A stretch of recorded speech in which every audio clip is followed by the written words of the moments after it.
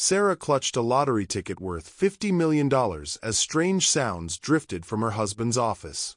What she discovered would shatter everything she thought she knew about her marriage. Before we begin, drop a comment letting us know where you're watching from, and don't forget to subscribe for more stories that will keep you on the edge of your seat. Sarah Mitchell's Friday ritual never changed. After her 12-hour shift at Seattle Grace Medical Center, she'd stop at the Safeway on Madison Street, grab a rotisserie chicken, and buy 2 Powerball tickets. 15 years of the same routine. 15 years of losing. But tonight felt different. Sitting at a red light 3 blocks from home, she pulled up the winning numbers on her iPhone. Her eyes scanned the screen once, twice, 3 times. All 6 numbers matched perfectly. Her hands started shaking so badly she nearly dropped the phone. $50 million. She'd actually won $50 million. The light turned green and Sarah pressed the gas, her mind racing faster than her Honda Accord. They could pay off the mortgage on their Craftsman house. Take that European vacation they'd been postponing since their honeymoon. Maybe David could finally stop working those endless late nights in his home office, stop missing dinners, stop being so distant. This money would fix everything. It had to. She pulled into their Capitol Hill driveway, heart pounding with pure excitement. David's black Tesla sat in its usual spot, and the lights glowed warmly in his second-floor office window. Perfect. He was home. She grabbed her purse, the ticket tucked safely inside, and practically ran to the front door. This was it. After all their struggles, all her double shifts, their lives were about to change forever. "David!" she called out, bursting through the entrance. "David, you won't believe what just happened." That's when she heard it. Laughter. Not David's deep chuckle, but a woman's laugh, light and flirtatious, drifting down from his office. Then soft music, intimate and low. Then David's voice, warm and tender in a way he hadn't spoken to Sarah in months, maybe years. Sarah froze at the bottom of the stairs. The sounds didn't match the business calls he always claimed filled his evenings. Her excitement drained away like water through her fingers, replaced by something cold creeping up her spine. She stood there, one hand gripping the wooden banister, the winning ticket suddenly feeling like a weight in her purse, suddenly uncertain whether to climb those stairs or walk back out the door she'd just come through. Before she could decide, she heard footsteps above. David appeared at the top of the stairs, his face slightly flushed, his button-down shirt untucked in a way it never was during actual business calls. His expression shifted from surprise to something that looked almost like guilt. "Sarah, I didn't hear you come in." "I called out," she said, her voice coming out flatter than she intended. "Who were you talking to?" "Just a client. West Coast, you know how it is with the time zones." He came down the stairs quickly, and she could see him sliding his phone into his pocket. "How was your shift?" Sarah watched him carefully. In 15 years of marriage, she'd learned to read his tells. The way he wouldn't quite meet her eyes. The slight twitch in his jaw. The nervous energy in his movements. "It was fine," she said slowly. "Long." They moved to the kitchen in uncomfortable silence. Sarah reheated the rotisserie chicken while David sat at the table, immediately pulling out his MacBook. The lottery ticket felt like it was burning a hole in her Toomey purse hanging by the door. She'd been so ready to scream the news, to see his face light up with joy, to finally share something wonderful together. But now, watching him tap distractedly at his keyboard, barely acknowledging her presence, the words stuck in her throat like a physical thing. "David," she said, setting a plate in front of him. "Is everything okay?" "Really?" Yeah, fine. Just this project, it's got me really stressed." He took a bite without looking up from his screen. "Might need to work late again tonight." Sarah sat across from him, her own plate untouched. The woman's laughter echoed in her mind. The intimate music. The way he'd looked coming down those stairs, like he'd been caught at something. She opened her mouth to mention the ticket, then closed it. Something was very wrong here, and she suddenly realized that $50 million wouldn't fix it. It might actually make whatever this was much, much worse. She needed time to think. Time to figure out what was really going on before she told him anything. "Okay," she said quietly. "I'm pretty tired anyway. I think I'll turn in early." David barely looked up from his laptop. "Sure, babe. I'll be up in a few hours." But Sarah knew he wouldn't be. She'd fallen asleep alone too many nights to count. That night, Sarah couldn't sleep. She lay in their bed staring at the ceiling, listening to David's fingers tapping on his keyboard down the hall, that sound that had somehow become the entire soundtrack to their marriage. When had he started working such late nights? 2 years ago? 3. She'd been so busy with her own double shifts at the hospital, so exhausted when she came home, that she'd stopped questioning it. She'd stopped questioning a lot of things. Now she questioned everything. At 3 in the morning, she finally gave up on sleep and got up for water. David had finally come to bed, his breathing deep and even beside her. On her way back from the kitchen, she paused outside his office door. His MacBook sat closed on the desk. His gym bag was tossed carelessly in the corner where he always left it. She shouldn't. She knew she shouldn't. But her hand moved anyway, reaching for that bag, unzipping the front pocket where he usually kept his wallet and keys. Her fingers touched something unexpected. A phone. Not his iPhone with the distinctive blue case she'd given him for Christmas, but a second phone, a cheap Android she'd never seen before in her life. Sarah's heart hammered in her chest as she pulled it out with shaking hands. It was locked, but the screen showed 3 missed notifications from someone saved simply as J.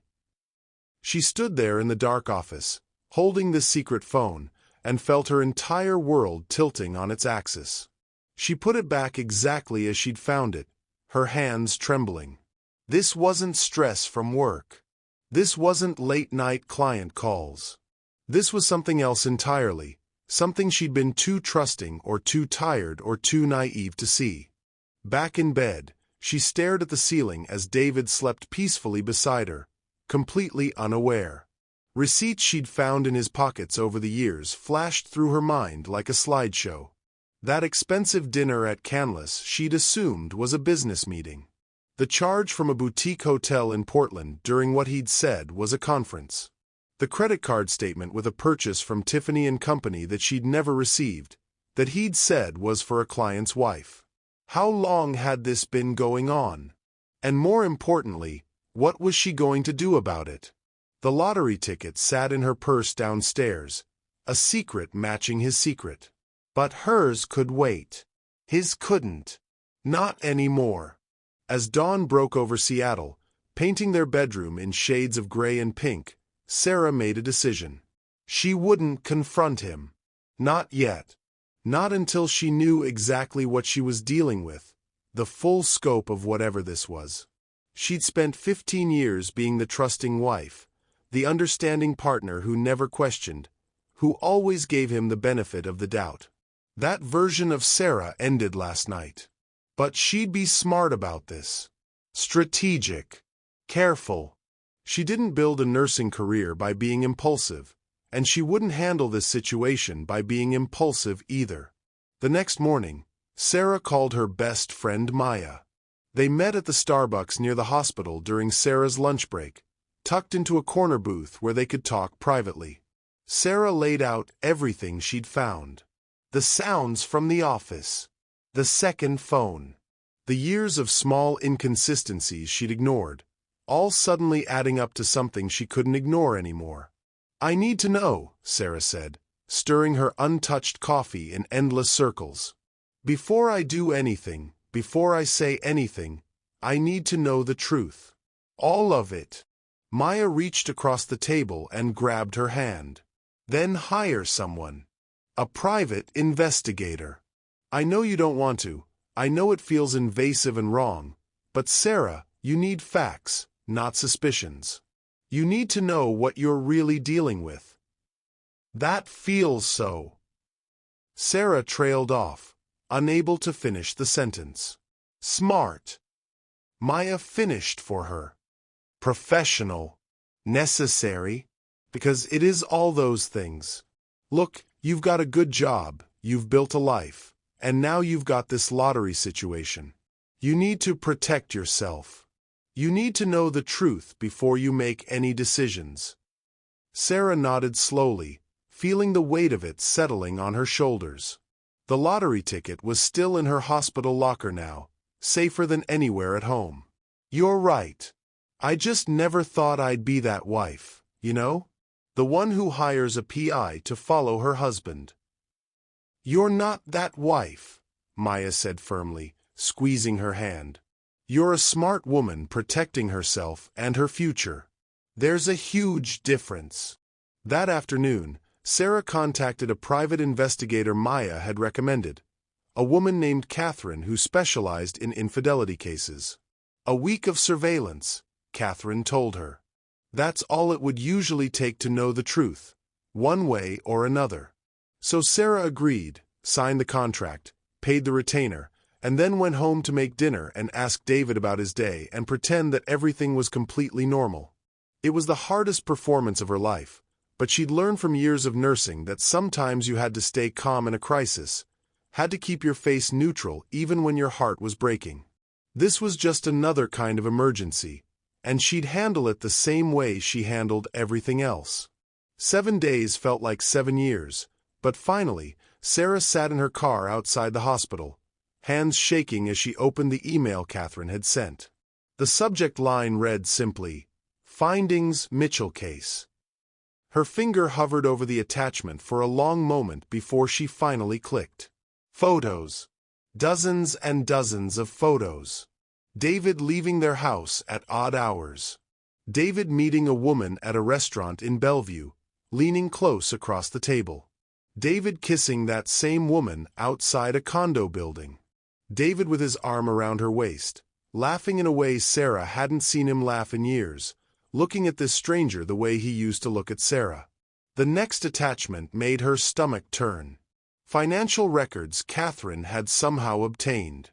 He'd been paying rent on that Bellevue condo for 18 months. 18 months of secret rent payments, of money disappearing from their joint accounts in small enough amounts that Sarah hadn't noticed while she was working doubles and trusting him to handle their finances. Credit card statements showing charges for jewelry, expensive dinners, weekend trips to wine country. Money that should have been going toward their mortgage, their future, their life together. The final attachment was a video file. Sarah almost couldn't bring herself to click it, but she needed to see. Needed to know everything. It was footage Catherine had captured somehow, David on a video call through his office window. The same kind of video call Sarah had overheard that Friday night. The woman on the screen, the intimate conversation, the casual affection and easy laughter that belonged in Sarah's marriage, not in whatever this was. Sarah sat in her car in the hospital parking lot and cried. Not just for the betrayal, though that cut deep enough, but for the time wasted, for the version of herself who'd trusted so completely, for the version of David she'd loved, who maybe had never really existed at all, for the future she'd imagined they'd have together, the one that was never coming now. Then she stopped crying, dried her eyes with a hospital napkin from her glove box, and started thinking clearly for the first time in days. She had evidence now. Irrefutable, documented evidence of everything. She had $50 million in lottery winnings he didn't know about yet. And she had a choice to make about what came next, about who she wanted to be on the other side of this. But one thing was absolutely certain. David wasn't going to win this time. Not anymore. Not ever again. That evening, Sarah stopped at Whole Foods on her way home. She bought David's favorite cut of steak, the expensive one they usually saved for special occasions. She cooked it perfectly, medium rare, just how he liked it. She set their table with the wedding china they never used, poured wine into their good crystal glasses, and waited. "Wow, this is really nice," David said when he came down from his office, genuine surprise in his voice. "What's the occasion? Can't I do something nice for my husband?" Sarah asked, her voice steady even as her heart raced like a drum in her chest. They ate in relative silence, Sarah barely tasting the food she'd so carefully prepared. David talked about his day, about a difficult client, about the project that was stressing him out. Sarah listened and nodded and wondered how he could lie so easily, so naturally, like breathing. Finally, she set down her fork with a deliberate clink. "David, we need to talk." Something in her tone made him look up from his plate, fork frozen halfway to his mouth. "About what?" Sarah pulled out her phone with steady hands and opened the first photo Catherine had sent. She slid it across the table without a word. David reaching for a woman's hand across a restaurant table, their fingers intertwined. The color drained from David's face like someone had pulled a plug. "Sarah, that's not. I can explain. It's not what it looks like." "You have a second phone hidden in your gym bag," she continued, her voice calm and factual, like she was reading from a chart at the hospital. "You've been paying rent on a condo in Bellevue for 18 months. You've spent thousands and thousands of our dollars on another woman. Jewelry, dinners, weekend trips. So please, David, please explain to me what this looks like." David's explanations came in predictable waves. First came denial. Those photos were taken out of context. The investigator got it wrong. That wasn't him. Then came minimization when denial didn't work. It was just emotional support. Nothing physical had happened. She was just a friend going through a hard time. Then, when Sarah showed him more evidence, more photos, the credit card statements Catherine had obtained, the truth started spilling out like water from a broken dam. Her name was Jennifer. They'd met at a consulting conference 2 years ago in San Francisco. It had started as just talking, just friendship, just someone who understood the pressures of his work in a way Sarah didn't. Then it became more. Then it became what it was now. He was sorry. He'd been confused. He still loved Sarah. He'd never meant for this to happen. "Do you?" Sarah asked quietly, her voice barely above a whisper. "Love me?" "Because I heard you with her last Friday, David. I heard the way you talked to her, the way you laughed. You haven't talked to me like that in years. Maybe you never did." The argument escalated from there. Voices raised. Tears fell, though Sarah wasn't sure if they were hers or his or both. Finally, exhausted and wrung out, David slumped in his chair like a puppet with cut strings. "What do you want me to say, Sarah? That I'm a terrible person? Fine. I am. I'm terrible. But we can fix this. We can go to counseling, we can work through it, we can—" "I won $50 million, Sarah said. David stopped mid-sentence, his mouth hanging open. "What?" "Last Friday night. The night I came home and heard you with her. I just won the lottery. $50 million. I was coming home to tell you, to celebrate, to finally have everything we dreamed about since we got married." Sarah laughed, but there was no humor in it, just bitter recognition. Funny timing, right? She watched the calculation happening behind David's eyes in real time. Watched the shift from defensive husband caught in betrayal to strategic partner suddenly seeing opportunity. From guilt to greed. The transformation took less than 5 seconds, and it made her physically sick to witness. "Sarah, that's incredible," he said, leaning forward with sudden energy. Don't you see? This is a sign. We can use this money to start over, to fix everything, to what, David? To pretend you weren't building a whole other life with another woman?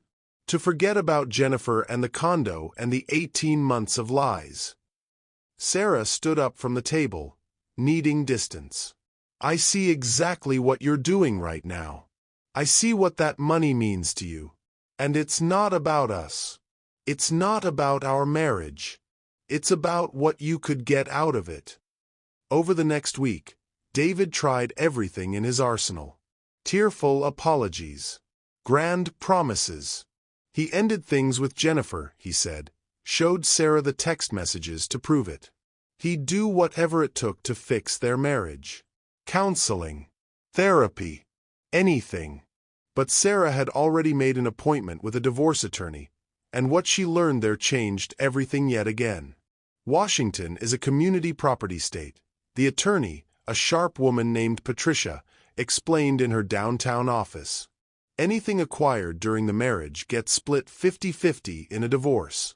That includes lottery winnings, unfortunately.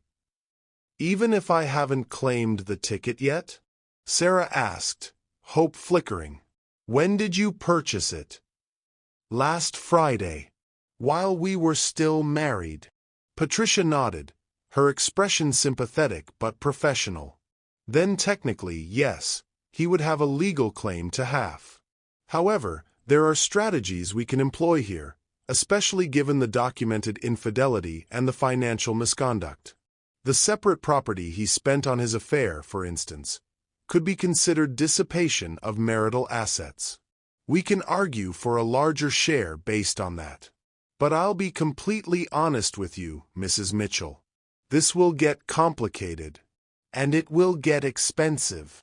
Sarah left the office feeling the weight of $50 million and 15 years of marriage pressing down on her shoulders from all sides.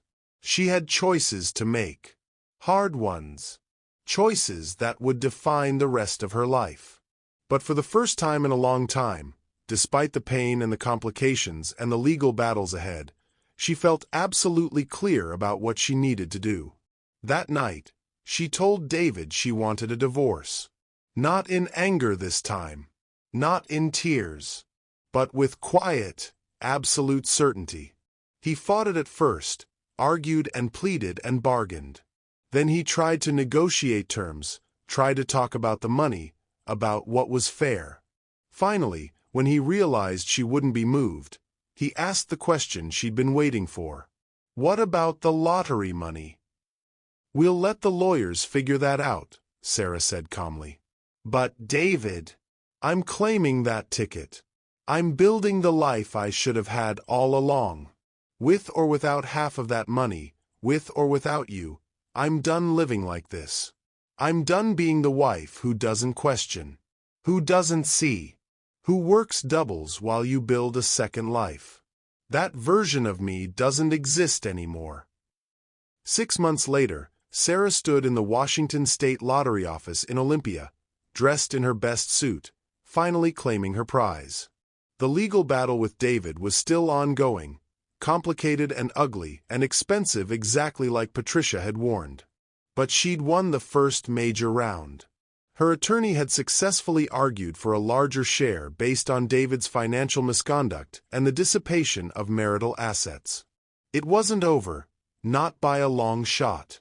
But Sarah was finally, truly free. She chose the lump sum payment option, walked out of that office with a check that would change her life, and immediately started building something new. Something that was entirely, completely hers.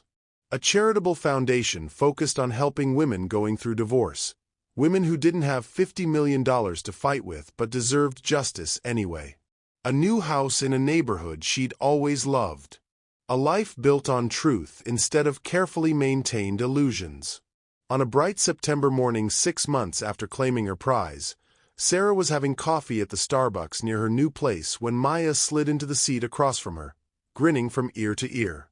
I heard about the new initiative at the foundation, Maya said. The legal aid fund for women who can't afford divorce attorneys. Sarah, it's incredible. You're changing lives.